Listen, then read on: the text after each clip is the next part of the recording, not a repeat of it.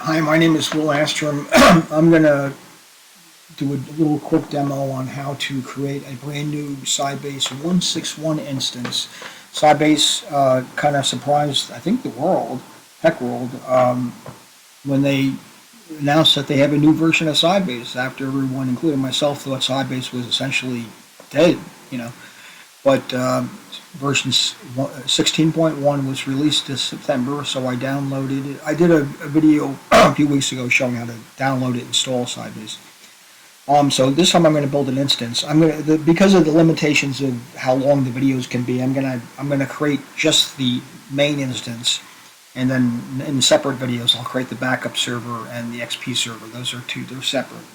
But let's go. Here we go. So the first thing you need to do is you're going to have to copy from the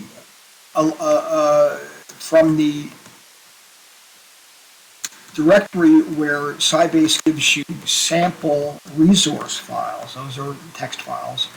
You're going to have to copy them and edit them. The three that we're going to need are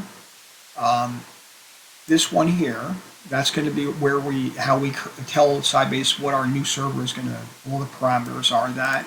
This is going to be the one for the backup server, to do dumps and loads. And then the other one we're going to create is the XP server, the extended procedures server, which is only needed for special procedures that normally people, not use, but occasionally.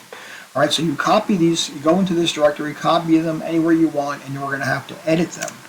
And I'm going to really quickly show you what I did. Again, I want to keep the video as short as possible for limitations of LinkedIn and other places. Anyway, you're going to want to create something called a configuration file that looks kind of like this. Okay. I'll just go over it real quick. That's actually the default one. Let me show you the one I created. That was the default one. So this is the one I edited.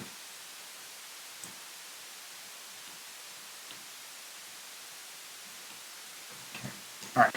So you give it the name. This is going to be the new instance name. Then you're going to have to give the default password, which will change, of course. You're going to have to tell it what port to use. You can pick any one you want. I'm using 4500. This is where the master database file is going to go. This is where your message error log file is going to go. This is where the system temp procedures are going to go, database. This is where your default system temp data file is going to go. This is where your initial temporary database is going to go, the file for that, right? And then the other stuff is kind of self-explanatory. You can take most of the defaults for this. All right. So once that's created, this is how you create a brand new instance.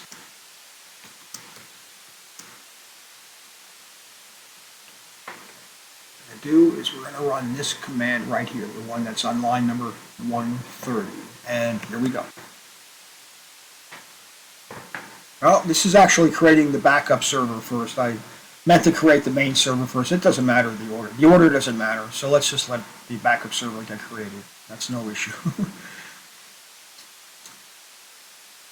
Normally you create the main instance first, but it actually doesn't matter the order. So, all right, we have a backup server created now. You run show server, and we're going to see our backup server. I actually didn't intend to do this, but it's done. It works. So this is the name of our backup server that controls the dumps and loads. Okay, but what I meant to do, but we needed to do that anyway. So that was a little bit of a typo. I meant to do. Let's try this again. Get it right. All right. What I meant to copy was line number 77. All right. You see where that says server build resource file and the name of my resource file? This is going to create the real instance, the main instance. Okay, so here we go. Let's try that. And away it goes. Okay. This doesn't take very long. And as soon as it's complete, I'll log on real quick just to show that it worked, and then I'm going to cut the video because I want to keep the video very short. Okay? Thank you. This is creating the master database and all the system databases. Set the run. It's going to create the server start file. It's going to this also creates the interfaces file. That's what the interfaces file is new when you create a new brand new instance of Sybase. It creates the interfaces file for you. So it's, eventually, fairly soon we're going to see some messages that say 10% completed, 20% completed, 30, 40, et cetera, et cetera, et cetera. And after that, it's fairly quick. While we're watching this thing run, I'm using Rocky Linux for this, and the reason why I stopped using Red Hat is because Red Hat, for the free versions, right? It's great software, but they've made the subscription methodology so cumbersome. It's really hard to get a subscription now, and because of that, and you need to have that because with most serious software installs, including Sybase, you always have to. With Red Hat anyway, generally you have to yum install missing pieces of software. And you can't do that if you don't have a subscription. So I went to Rocky Linux, and you don't need to worry about it. Everything is you get you're immediately subscribed automatically, so that you can download anything you want. That makes everything a lot easier. And also the other thing I like about Rocky Linux is that it's just much easier to use. So anyway, so Rocky Linux, I highly recommend it. Once you start seeing these messages, it doesn't take very long. So we'll just watch it.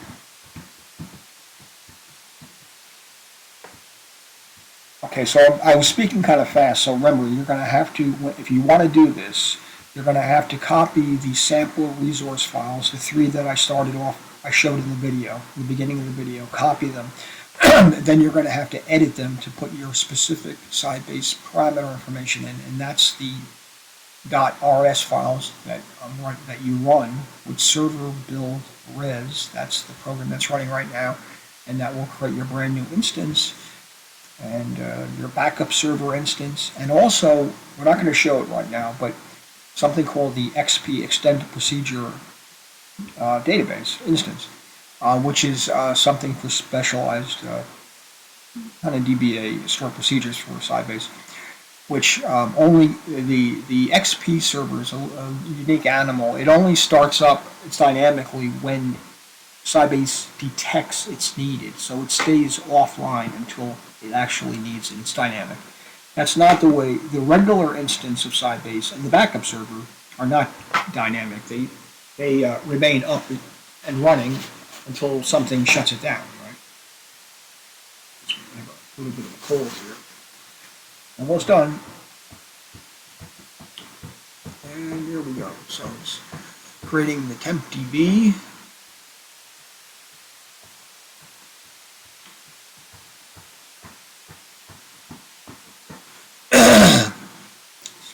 Creating the character sets.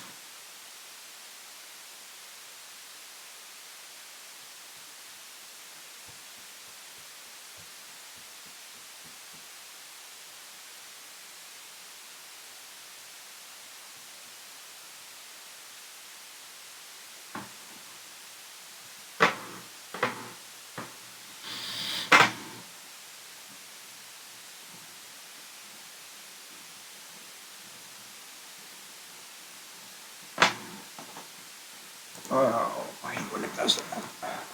Okay.